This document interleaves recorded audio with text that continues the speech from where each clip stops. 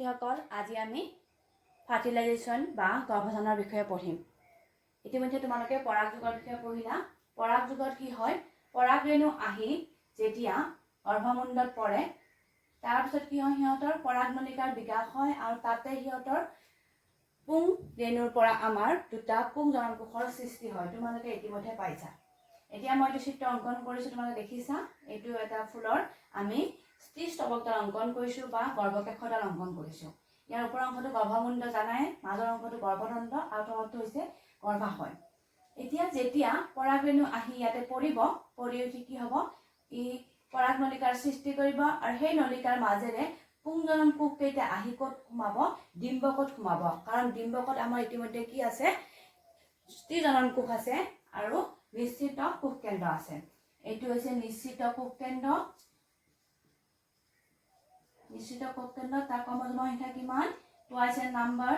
আৰু আমাৰ ইয়াতে কি আছে, স্ত্ৰী জনন কোষ লগতে কি আছে, স্ত্ৰী জনন কোষ আৰু দুটা আমাৰ সহায়কাৰী কোষ আছে, হয় না। প্ৰতিবাদকাৰী কোষ সমষ্টি অলৰেডি নষ্ট হৈ যায়, চ' প্ৰতিবাদকাৰী কোষটো আমি একা নাই, স্ত্ৰী জনন কোষ আছে আৰু এইটো আমাৰ সহায়কাৰী কোষ।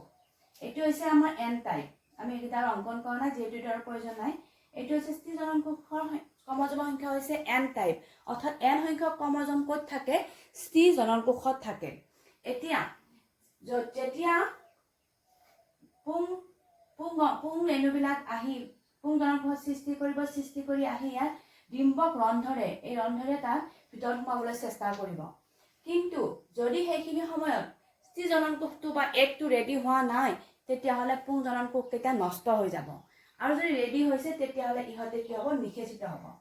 ইয়াত থকা দুটা পুং জনন কোষ কেইটা আহিব, দুটা আহিব পুং জনন কোষ, দুটা আহিব। দুটাৰ ক্ৰমজম সংখ্যা কিমান, এন নম্বৰ, এন। এতিয়া ইয়াৰ এটা গৈ ক'ত লগ লাগিব, এটা পুং জনন কোষ গৈ ইয়াতে লগ লাগিব স্ত্ৰী জনন কোষৰ লগত। স্ত্ৰী জনন কোষৰ লগত লগ লাগি সৃষ্টি কৰিব যোজন কোষ বা কোষটো নিষিক্ত কৰিব। স্ত্ৰী জনন কোষটো নিষিক্ত হ'ব বা তাক আমি যোজন কোষ বুলি কওঁ। সেইটো ক্ৰমজম সংখ্যা কিমান, টুৱাইচ এন নাম্বাৰ। এই যোজন কোষটোৰ ক্ৰমজম সংখ্যা হৈছে কোষ কেন্দ্ৰ আমি টুৱাইচ এন নাম্বাৰত ক্ৰমজম পাম। সেইটো হৈছে যোজন কোষ, বুজি পালা। আৰু এই যোজন কোষটোৰ যেতিয়া যোজন কোষটোৰ কোষ কেন্দ্ৰৰ চাৰিওফালে বেৰ গঠন হ'ব, তেতিয়া তাক আমি কম ভ্ৰূণাণু। অৰ্থাৎ এই ভ্ৰূণাণুৰ পৰা আমি ভৱিষ্যতৰ ভ্ৰূণ আমি পাম। তাক আমি পঢ়ি আছো অলপ পিছত কেনেকে ডেভেলপমেণ্ট হয় ভ্ৰূণৰ। তাৰ আগতে চোৱা তোমালোকে, এটা পুং জনন কোষ কাৰ লগত লগ লাগিলে, স্ত্ৰী জনন কোষৰ লগত। কিন্তু আমাৰ আৰু এটা পুং জনন কোষ আছে, সেই পুং জনন কোষটো আমাৰ নিশ্চিত কোষ কেন্দ্ৰৰ লগত লগ লাগিব। তো নিশ্চিত কোষ কেন্দ্ৰৰ লগ লগাৰ লগে ইহঁতৰ ক্ৰমজম সংখ্যা কিমান হ'ব, 28 এন নম্বৰ, হয়নে। এইটোক আমি কওঁ ভ্ৰূণপোষ কোষ কেন্দ্ৰ, ভ্ৰূণপোষ কোষ কেন্দ্ৰ বুলি কওঁ। ঠিক আছে। যেতিয়া এইবিলাক লগ লাগিব তেতিয়া তাক আমি কম ভ্ৰূণপোষ কোষ কেন্দ্ৰ বুলি কম। গতিকে ভ্ৰূণপোষ কোষ কেন্দ্ৰটো কিমান নম্বৰ হ'ব, 28 এন নম্বৰ। এতিয়া তোমালোকে নিশ্চয় দেখিলা যে ইয়াতে আমাৰ দুবাৰ গৰ্ভধান হৈছে, দুবাৰ ফাৰ্টিলাইজেশ্যন হৈছে। এটা ফাৰ্টিলাইজেশ্যন বা নিষেচন হৈছে কাৰ লগত, স্ত্ৰী জনন কোষৰ লগত, আৰু আনটো পুং জনন কোষে কাৰ লগত নিষেচিত হৈছে, নিশ্চিত কোষ কেন্দ্ৰৰ লগত। গতিকে যিহেতু ইয়াত দুবাৰকৈ ফাৰ্টিলাইজ হয় বা নিষেচন হয়, সেইকাৰণে আমি ইয়াক কওঁ দ্বিনিষেচন। আমি কি বুলি নাম দিম, দ্বিনিষেচন বুলি কম বা double fertilization, which is very important and significant in angiospermic plant. আমি গুপ্তবীজী উদ্ভিদৰ ক্ষেত্ৰত এইটো এটা ডাঙৰ এটা চৰিত্ৰ হয় যে য'ত কি হয়, দুবাৰকৈ নিষেচিত হয়। দুটা পুং জনন কোষে এটা স্ত্ৰী জনন কোষ আৰু এটা নিশ্চিত কোষ কেন্দ্ৰৰ লগত কি হয়, দুবাৰকৈ নিষেচিত হয়। সেইকাৰণে ইয়াক আমি দ্বিনিষেচন বুলি কওঁ। ঠিক আছে, এইটো বহুত ইম্পৰ্টেণ্ট হয়। এতিয়া আমি চাম দ্বিনিষেচনৰ ফলত আমাৰ কি সৃষ্টি হৈছে, ভ্ৰূণপোষ কোষ কেন্দ্ৰৰ সৃষ্টি হৈছে।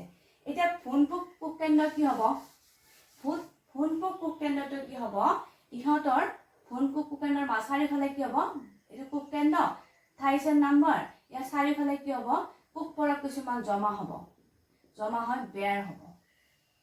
হৈ কি হ'ব ফোন পোক হ'ব সৃষ্টি কৰিব এতিয়া ইয়াত থকা কোষ কেন্দ্ৰবোৰ এই যে কোষ কেন্দ্ৰবোৰ আমি দেখিছো এই কোষ কেন্দ্ৰবোৰ ইহঁতে কি কৰিব পাৰে মুক্ত অৱস্থাত থাকিব পাৰে কোষ কেন্দ্ৰবোৰ মুক্ত অৱস্থাত বিভাজিত হ'ল কোষ কেন্দ্ৰবিলাক ঠিক আছে এই যে মুক্ত অৱস্থাত থাকে কোষ কেন্দ্ৰবিলাক তেতিয়াহ'লে তাক আমি কি বুলি ক'ম মুক্ত ফোনপোক বুলি ক'ম ঠিক আছে কাৰণ ইহঁতৰ কোষ কেন্দ্ৰবোৰ কি হৈ আছে মুক্ত হৈ আছে গতিকে তাত কোনোধৰণৰ বেৰ ইহঁতে কি কৰা নাই গঠন কৰা নাই ইহঁতে গোটেই কোষ কেন্দ্ৰবিলাক ফোনপোকটোত কি হৈছে মুক্ত হৈ আছে তো এনেকুৱা ধৰণৰ আমি ফোনপোকক কি বুলি ক'ম মুক্ত কোষ কেন্দ্ৰীয় ফোনপোক অৰ্থাৎ ইহঁতৰ কোষ কেন্দ্ৰ বেয়া নাথাকে তেনেকুৱা উদাহৰণ হৈছে তোমালোকৰ নাৰিকলৰ পানীটো হৈছে কি ফোনপোক এণ্ডোস্পাৰ্ম সেইখিনিয়ে নাৰিকলটোক কি দিয়ে নিউট্ৰিশ্যন দিয়ে কাৰণ ফোনপোকৰ কাম হৈছে কি ফোনটোক কি দিব ই পুষ্টি যোগান ধৰিব পুষ্টি ইয়াৰ কামেই হৈছে সেইটো ফোনটোক পুষ্টি দিব যাৰ ফলত ভ্ৰূণাণুটো কি হ'ব ভৱিষ্যতৰ ভ্ৰূণলৈ ৰূপান্তৰিত হ'ব অৰ্থাৎ ভ্ৰূণাণুক পুষ্টি কোনে দিব ফোনপোকে দিব পৰীক্ষাত প্ৰশ্ন আহিব পাৰে যে ফোনপোকৰ কাম কি তো ফোনপোকৰ কাম হৈছে ভ্ৰূণাণুটোক পুষ্টি যোগান ধৰি ভ্ৰূণলৈ ৰূপান্তৰ কৰা অৰ্থাৎ ভ্ৰূণাণু ডেভেলপমেণ্টৰ বিকাশত ফোনপোকে যি খাদ্য দৰকাৰ হ'ব যি পুষ্টি লাগিব সেয়া ফোনপোকটোৱে যোগান ধৰিব বুজি পালা সো ফোনপোকৰ কাম হৈছে সেইটো কাৰণে ফোনপোকৰ দৰকাৰ তাৰপিছত তোমালোকে চোৱা এতিয়া এইটো যদি আমাৰ এনেকুৱা থাকে তেতিয়া আমি তাক মুক্ত ফোনপোক বুলি কওঁ কাৰণ ইহঁতৰ কোষ কেন্দ্ৰবিলাক মুক্ত অৱস্থাত থাকে যেনে আমাৰ নাৰিকলৰ পানী য'ত সেইখিনি কি ফোনপোকীয়া হয় কিন্তু সেইখিনি কি নহয় পোক বেয়া নাথাকে কাৰণে সেইবিলাক আমি মুক্ত অৱস্থাত পাওঁ জলীয়া অৱস্থাত পাওঁ কিন্তু যদি কেতিয়াবা নেক্সট কি হ'ব পাৰে এনেকুৱা বেয়া গঠন হ'ব পাৰে পোকবিলাক এনেকুৱা বেয়া হৈ থাকিলে বেছিভাগতে হয় ধান এইবিলাকত বেয়া হৈ থাকে এইবিলাকত যেতিয়া বেয়া হৈ থাকিব তেতিয়া তাক আমি কি বুলি ক'ম কোষীয় ফোনপোক বুলি ক'ম ইয়াৰ নাম হ'ব কোষীয় ফোনপোক কাৰণ ইহঁতৰ কি হৈ গ'ল বেয়াৰ সৃষ্টি হৈ গ'ল চাৰিওফালে কি হৈ গ'ল কোষ কেন্দ্ৰটো চাৰিওফালে বেয়াৰ সৃষ্টি হৈ গ'ল এটা কোষলৈ ভাগ হৈ গ'ল তো ইয়াক আমি ক'ম কোষীয় ফোনপোক আৰু এটা প্ৰকাৰৰ ফোনপোক আমাৰ ডেভেলপমেণ্ট হ'ব পাৰে সেইটো হৈছে তোমালোকৰ মাধ্যমিক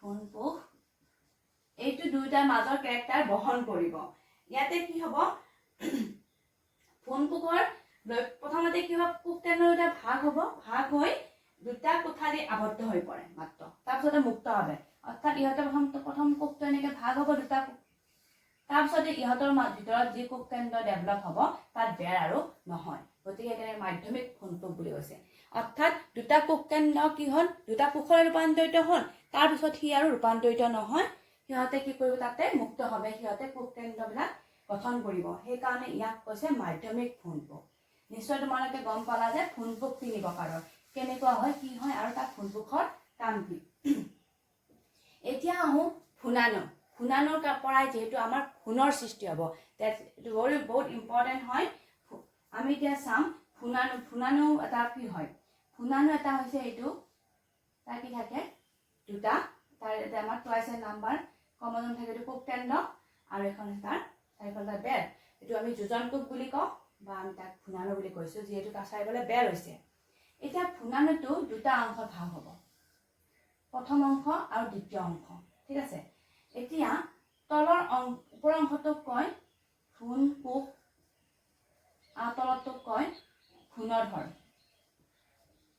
মই গোটেই পিকচাৰটো অংকন নকৰোঁ মাত্ৰ তোমালোকক এইবাৰ কি হয় মই তোমাক ক'ব বিচাৰিছোঁ এতিয়া এই ফোনপোকটো তোমাক দেখিছানে আৰু এইটো ভ্ৰূণধৰ এই ভ্ৰূণধৰৰ কোষবিলাক বিভাজন হয় ভৱিষ্যতৰ ভাবী মূলৰ সৃষ্টি হয় কোনফালে হ'ব ডিম্বক ৰন্ধ্ৰৰ ফালে ভাবী মূলৰ সৃষ্টি হ'ব ইয়াৰ তলফালে মূলৰ ৰন্ধ্ৰৰ ফালে তেতিয়া সি ওলাই যাব পাৰিব সেইটা ৰন্ধ্ৰৰ ফালে হ'ব ভাবী মূলৰ সৃষ্টি কৰে আৰু ওপৰৰ যি ফোনপোক আছে সেই অংশৰ পৰা তালে কি ৰূপান্তৰিত হ'ব সেই অংশৰ পৰা কি হ'ব ভৱিষ্যতৰ ভাবী কাণ্ড আৰু বীজপত্ৰ গঠন হ'ব ঠিক আছে দুটা আমাৰ দেখিছোঁ ভ্ৰূণধৰ আৰু আমাৰ যদি ভ্ৰূণাণুটো ভাগ কৰোঁ তেতিয়া দুটা অংশ আছে তাৰ হৈছে ভ্ৰূণধৰ আনটো হৈছে ফোনপোক এই ভ্ৰূণধৰটো ভাবী মূলত ৰূপান্তৰিত হ'ব আৰু ভ্ৰূণপোকটোকলৈ ৰূপান্তৰিত হ'ব ভাবি কাণ্ডলৈ, অৰ্থাৎ ইয়াৰ পৰা ভৱিষ্যতে আমি কাণ্ডডাল পাম আৰু তাৰ পৰা বীজৰ বীজপত্ৰ পাম।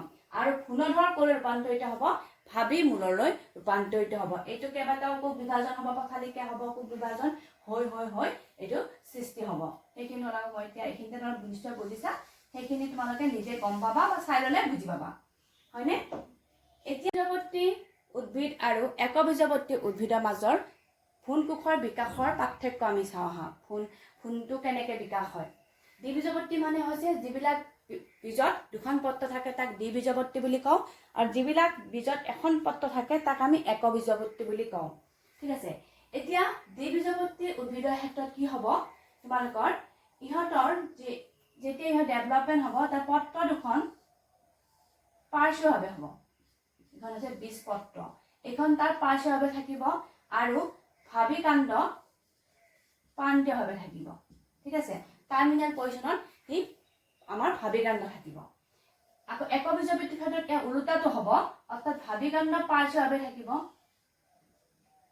ভাবি কাণ্ড, আৰু বীজপত্ৰ ক'ত থাকিব প্ৰান্তীয়ভাৱে থাকিব। এতিয়া সৰু প্ৰশ্ন আহিব পাৰে, দ্বিবীজৱৰ্তী আৰু একবীজৱৰ্তী উদ্ভিদৰ ভ্ৰূণ গঠনৰ বা ভ্ৰূণৰ বিকাশৰ পাৰ্থক্য লিখা, বা ভ্ৰূণ দুটাৰ কি পাৰ্থক্য আছে। তেতিয়া তোমালোকে এইটো লিখিব লাগিব যে দ্বিবীজৱৰ্তী উদ্ভিদৰ ক্ষেত্ৰত বীজপত্ৰখন ক'ত থাকে পাৰ্শ্বভাৱে থাকে আৰু ভাবি কাণ্ড প্ৰান্তীয়ভাৱে থাকে, আৰু একবীজৱৰ্তীত ভাবি কাণ্ড পাৰ্শ্বভাৱে থাকে আৰু বীজপত্ৰ প্ৰান্তীয়ভাৱে থাকে। 1 নম্বৰ পাৰ্থক্য এইটো। দ্বিতীয় পাৰ্থক্যটো হৈছে দ্বিবীজৱৰ্তী ক্ষেত্ৰত ভ্ৰূণধৰ, এইটো আমাৰ ভ্ৰূণধৰ আমি দেখিছো, ভ্ৰূণধৰ ডিম্বক ৰন্ধ্ৰফালে থাকে, অৰ্থাৎ এইটো ভ্ৰূণধৰটো ক'ত থাকিব, ভ্ৰূণধৰ কি ডিম্বক ৰন্ধ্ৰফালে থাকিব, ডিম্বক ৰন্ধ্ৰফালে ভ্ৰূণধৰটো থাকিব।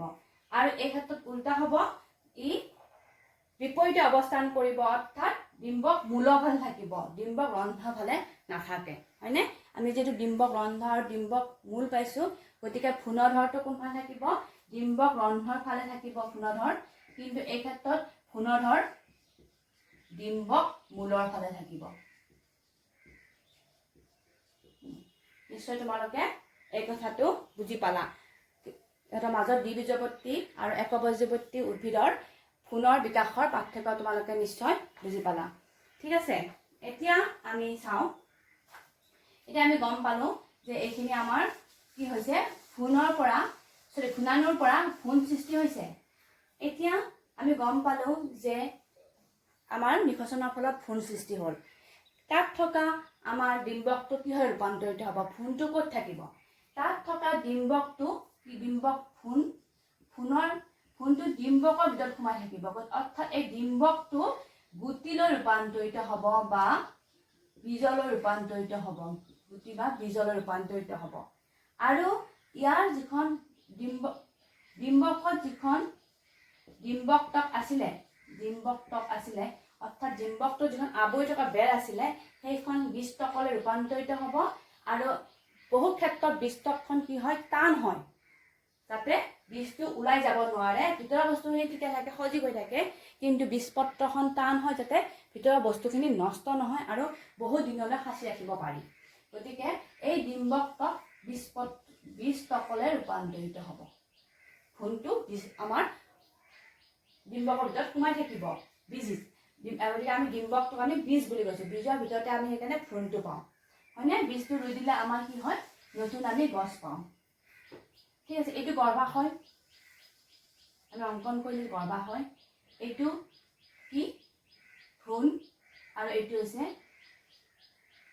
ডিম্বক, অৰ্থাৎ ডিম্বক মানে হৈছে বীজ, বীজৰ ৰূপান্তৰিত হৈছে, এইটো ভ্ৰূণ।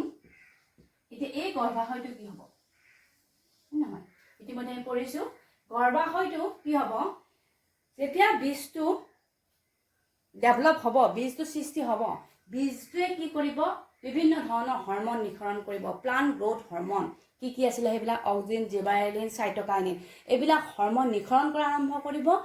ফলত যেতিয়া নিঃসৰণ কৰা, এতিয়া বীজটো পূৰঠ হ'ব, নিঃসৰণ কৰা আৰম্ভ কৰিব, তেতিয়া লগে লগে আমাৰ কি হ'ব, গৰ্ভাশয়ৰ বিভাজনটো খৰকটীয়া হ'ব, গৰ্ভাশয়টো ডাঙৰ হৈ যাব, গৰ্ভাশয় বিভাজন খৰকটীয়া হ'ব, হয় ই ফললৈ ৰূপান্তৰিত হ'ব। ঠিক আছে। ইয়াৰ কেতিয়াবা আমি দেখা পাওঁ যে গৰ্ভধান নোহোৱাকৈ, বীজ নোহোৱাকৈও কি হ'ব পাৰে, ফললৈ ৰূপান্তৰিত হ'ব পাৰে। কাৰণ কি হ'ব পাৰে, কাৰণ যদি অলপমানো অক্সিজেন থাকে গৰ্ভমুণ্ডত বা গৰ্ভাশয়ত যদি অলপমানো অক্সিজেন থাকে, তেতিয়াহ'লে সি ফললৈ ৰূপান্তৰিত হ'ব পাৰে। কাৰণ অক্সিজেনে আমাক কি কৰে, ফললৈ ৰূপান্তৰিত হোৱাত সহায় কৰে। গতিকে গৰ্ভাশয়ত থাকিলে ফল অলপমানো যদি অক্সিজেন থাকে, তেতিয়াহ'লে সি ফললৈ ৰূপান্তৰিত হ'ব। কিন্তু যদি বীজ থাকে, তেতিয়াহ'লে সেই বীজটোৱে অক্সিজেন, জিবাইলিন, চাইটকাইনিন গোটেইকেইটা হৰম'নে দিয়ে, যাৰ ফলত সি এটা সুন্দৰ ফললৈ ৰূপান্তৰিত হয়। গতিকে আমি গম পালোঁ, এই আমাৰ অংশবিলাকৰ কি হ'ল, বেটুপাত, পাহি এইবিলাক লাহে লাহে কি হ'ব, সৰি যাব। আমি ফলটো লগাৰ পিছত আমি আৰু ফুলবোৰ তাত দেখা নাপাওঁ, কাৰণ ফুলবোৰ কি হ'ব, সৰি যাব, সেইবোৰ শুকাই যাব, অকল ফলটো থাকিব তাত। ফলৰ ভিতৰত তাত আমি বীজটো পাম। ঠিক আছে। বীজ কঢ়িওলাই কি হয়, সেইবিলাক আমি ইতিমধ্যে আলোচনা কৰিছোঁ, নহয়নে? এতিয়া তোমালোকে নিশ্চয় এইখিনি বুজি পালা, ফলৰ বিকাশৰ বিষয়ে বুজি পালা। এতিয়া ফল দুই ধৰণৰ হ'ব পাৰে। প্ৰকৃত ফল, যিবিলাক গৰ্ভাশয়ৰ পৰা সৃষ্টি হয়। ঠিক আছে। যিবিলাক আমাৰ ফল গৰ্ভাশয়ৰ পৰা সৃষ্টি হ'ব অকল, সেইবিলাক আমি প্ৰকৃত ফল বুলি কওঁ, গৰ্ভাশয়ৰ পৰা হোৱা ফল। যেনে আমাৰ আম আছে, ধৰা হ'ল কুমথিৰা, বেঙেনা, এইবিলাক হৈছে প্ৰকৃত ফল, কাৰণ সিহঁতে গৰ্ভাশয়ৰ পৰা সৃষ্টি হয়। অপ্ৰকৃত ফল তেতিয়াহ'লে কি, সেইবিলাক হৈছে যিবিলাক আমাৰ গৰ্ভাশয়ৰ পৰা সৃষ্টি নহয় বা অন্য অংশৰ পৰা সৃষ্টি হয়। বেটুপাতৰ পৰা সৃষ্টি হ'ব পাৰে বা পুষ্পাক্ষৰ পৰাও সৃষ্টি হ'ব পাৰে। বেটুপাতৰ পৰা সৃষ্টি হোৱা এটা ফল হৈছে আমাৰ ঔটেঙা। ঔটেঙা সেইকাৰণে বহুত আমাৰ কি থাকে, বেটুপাতৰ নিচিনা থাকে, হয় নহয়, আমি আঁতৰাব লাগে। বা আমাৰ আপেল হৈছে পুষ্পাক্ষৰ পৰা হয়, ঠেলা মাছৰ পৰা হয়। সেইবিলাক হৈছে অপ্ৰকৃত ফল, যিবিলাক গৰ্ভাশয়ৰ পৰা নহয়। ঠিক আছে। গৰ্ভাশয়ৰ পৰা কি নহয়, বাকী অংশৰ পৰা হয়, তেতিয়া তাক আমি অপ্ৰকৃত ফল বুলি কওঁ। সেইবিলাক ফল ৰুলে আমাৰ কি নহয়, সেইবিলাক ফলৰ পৰা আমাৰ কি হ'ব নোৱাৰে, ভৱিষ্যতে প্ৰজনন কৰিব নোৱাৰে। সেইবিলাক ভৱিষ্যত অংশ উৎপন্ন হ'ব নোৱাৰে। ঠিক আছে। এতিয়া ফল এটাকো আৱৰি কিছুমান বেৰ থাকে, এইবিলাক ফলটক বুলি কয়। ফলটকখন কিছুমান হাতত টান হ'ব পাৰে, আৰু কিছুমান হাতত কি হ'ব পাৰে, কোমল হ'ব পাৰে, বিভিন্ন ধৰণৰ হ'ব পাৰে। তুমি নিজে দেখিছা ফলবিলাক চাই, যিটো আৱৰণ থাকে তাক আমি ফলৰ আৱৰণ বা ফলটক বুলি কওঁ। ঠিক আছে। ইয়াৰ উপৰিও আমি আকৌ এটা কথা ক'ব পাৰোঁ যে গৰ্ভাশয়ৰ পৰা ফলৰ বিকাশ হৈছে, হয় নহয়? তেনেকুৱা যিটো গৰ্ভাশয়ৰ পৰাই ফলৰ বিকাশ হৈছে, তেনেকুৱালৈ চাই আকৌ এটা তিনিটা ভাগত ভাগ কৰিব পাৰোঁ। যেনে সৰল ফল। সৰল ফলবিলাক কি হ'ব, এটা গৰ্ভাশয়ৰ পৰা এটা ফলৰ সৃষ্টি হৈছে, হয় নহয়? যদি ফুলৰ এটা গৰ্ভাশয়ৰ পৰা এটা ফলৰ সৃষ্টি হয়, তাক আমি চিম্পল ফ্ৰুট বুলি কওঁ, সৰল ফল বুলি কওঁ। যেনে আমাৰ সৰিয়হ, মাহ, উৰহি, এইবিলাক হৈছে সৰল ফলৰ উদাহৰণ, কাৰণ সিহঁতে এটা ফুল এটা ফললৈ ৰূপান্তৰিত হ'ব। হ'ল, বুজিলা? নেক্সট হৈছে গুচ্ছিত ফলত কি হ'ব, বহু গৰ্ভপত্ৰ এখন লগ লাগি বা গৰ্ভাশয়ৰ পৰা গুচ্ছিত ফল হ'ব। গৰ্ভপত্ৰ কেইবাখন থাকে, আমাৰ কাৰ্পেলছ বহুত থাকে, সেইবিলাক কি হয়, একলগ হৈও আমাৰ কি হ'ব পাৰে, ফলৰ সৃষ্টি কৰিব পাৰে। সেইবিলাক আমি গুচ্ছিত ফল বুলি কওঁ। যেনে আমাৰ কি হৈছে গোলাপৰ ক্ষেত্ৰত আমাৰ কি হ'ব, গুচ্ছিত ফলৰ সৃষ্টি হ'ব। তাৰপিছত হৈছে যৌগিক ফল, যিটো তোমালোকে দেখি থাকা কিন্তু নাভাবা। যৌগিক ফলত কি হ'ব, পুষ্পবিন্যাস মনত আছিলে তোমালোকে ক্লাছ 11ত পঢ়ি আহিছা, পুষ্পবিন্যাস, ফুলবিলাক কিছুমান এনেকুৱাকৈ সজ্জিত হৈ থাকে, হয় নহয়? এনেকুৱাকৈ থাকে সজ্জিত, ইনফ্লৰেঞ্চেছ বুলি কওঁ আমি পুষ্পবিন্যাস, হয় নহয়? এতিয়া এনেকুৱাকৈ যদি থাকে, সোণাৰু ফুল দেখিছানে তোমালোকে? সোণাৰু, সেইবিলাক ফুলবিলাক এনেকৈ থাকে। এতিয়া ধৰা হ'ল এনেকুৱা কঁঠাল গছত যদি ফুলবিলাক যদি এনেকৈ থাকে, তেতিয়াহ'লে এই গোটেই ফুলবিলাকে কি হ'ব, ফললৈ ৰূপান্তৰিত হ'ব। গোটেই ফুলবিলাক লগ লাগি দেখাত এটা ফল যেন লাগিব, বুজি পাইছা?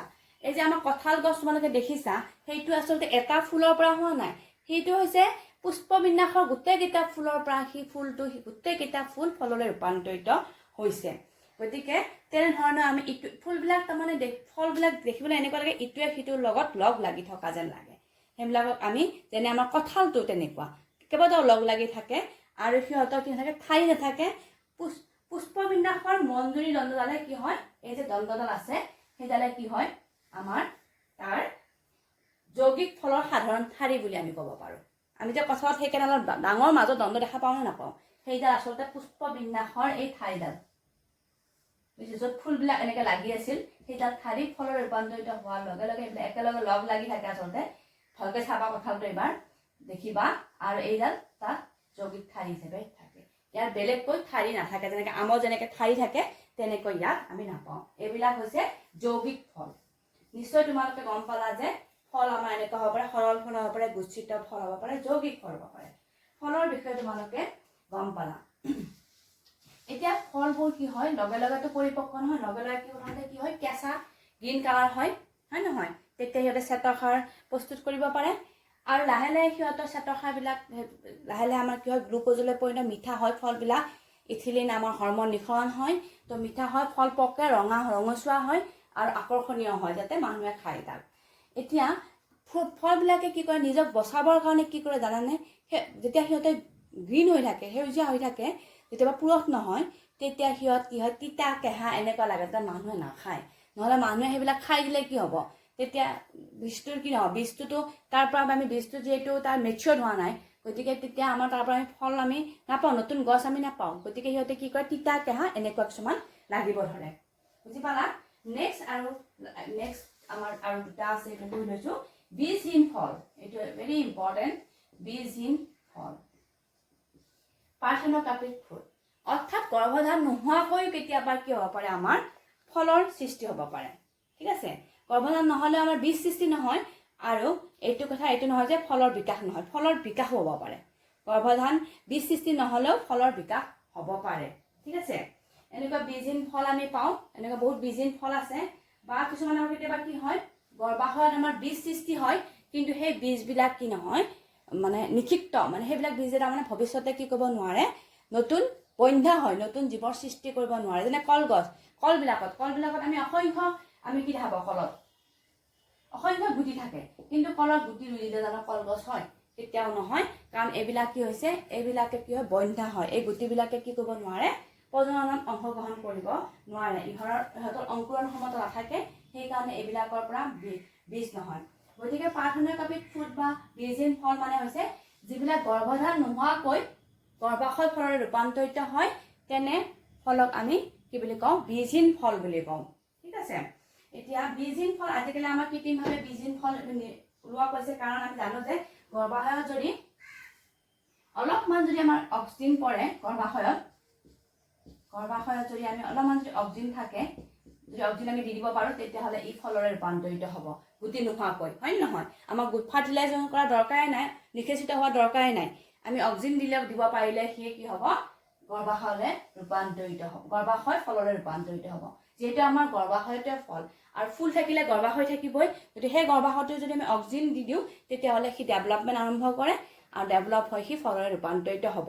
তেনেকুৱা ফলবিলাক আজিকালি আমি দেখা পাওঁ যে ফলবিলাকত গুটি নাথাকে বেছিকৈ, কাৰণ এইবিলাক আমি আৰ্টিফিচিয়েলি এইবিলাক ফুলবিলাকৰ পৰা কি হয়, গৰ্ভাশয়ত আমি অক্সিজেন দি সেইবিলাক প্ৰস্তুত কৰা হয়। সেইবিলাকে আমি সাৰ দি প্ৰস্তুত কৰা বুলি কওঁ, কিন্তু বীজহীন ফলবিলাক আচলতে আমাৰ অক্সিজেন হৰমন দিহে সেইবিলাক প্ৰস্তুত কৰা হয়। নিশ্চয় তোমালোকে বীজহীন ফলৰ বিষয়ে বুজি পালা। সেইটো আমি পাৰ্থেনোকাৰ্পিক ফ্ৰুট বুলি কওঁ, এইটো মনত ৰাখিবা।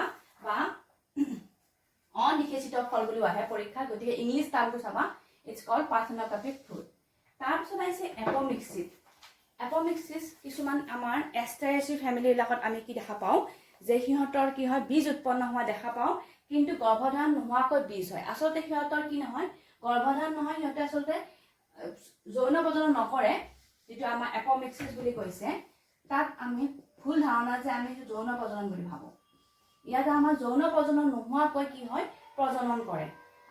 যিটো আমি দেখাত যৌন প্ৰজনন যেন লাগে, যেতিয়া বীজ হয় দেখাত আমাৰ যৌন প্ৰজনন যেন লাগে। সেইবিলাকত থকা ক্ৰম'জমৰ সংখ্যা 2n নাম্বাৰ হৈয়ে থাকে। গতিকে এপমিক্সিছ হৈছে যিটো অযৌন প্ৰজনন প্ৰক্ৰিয়া, it's one type of asexual reproduction, not asexual reproduction. আৰু কেতিয়াবা কি হয়, আমাৰ বীজটোৰ ভিতৰত আমি যেতিয়া ভ্ৰূণাণুৰ যেতিয়া ভ্ৰূণ গঠন হৈ থাকিব তোমালোকৰ নিউচেলাছৰ ভিতৰত, তেতিয়াহ'লে সিহঁতে কেতিয়াবা কি কৰে, অসংখ্য ভ্ৰূণৰ সৃষ্টি কৰিব পাৰে। নিউচেলাছটো ভ্ৰূণকোষত সোমাই অসংখ্য ভ্ৰূণৰ সৃষ্টি কৰিব পাৰে, তেতিয়া তাক আমি কওঁ বহু ভ্ৰূণতা। নিউক্লিয়াছটো সোমাই নিজে বহুত ভ্ৰূণৰ সৃষ্টি কৰিব পাৰিব তেতিয়া আমি বহু ভ্ৰূণতা বুলি কওঁ বা পলি এমব্ৰায়নি বুলি কওঁ ঠিক আছে এইখিনি হৈছে তোমালোকৰ উদ্ভিদৰ প্ৰজননৰ বিষয়ে নিশ্চয় তোমালোকে গোটেই পাঠটো ভালকৈ বুজি পালা মই গোটেইখিনি কথা ক'লো আজিটো লাষ্ট পাৰ্ট ইয়াতে আমাৰ শেষ হৈছে আৰু যদি কিবা প্ৰব্লেম থাকে তেতিয়াহ'লে মোক মেছেজ কৰিলে হ'ল কি প্ৰব্লেম আছে বুজি নাপালে ঠিক আছে আজিলৈ এইখিনিয়ে থ্যাংক ইউ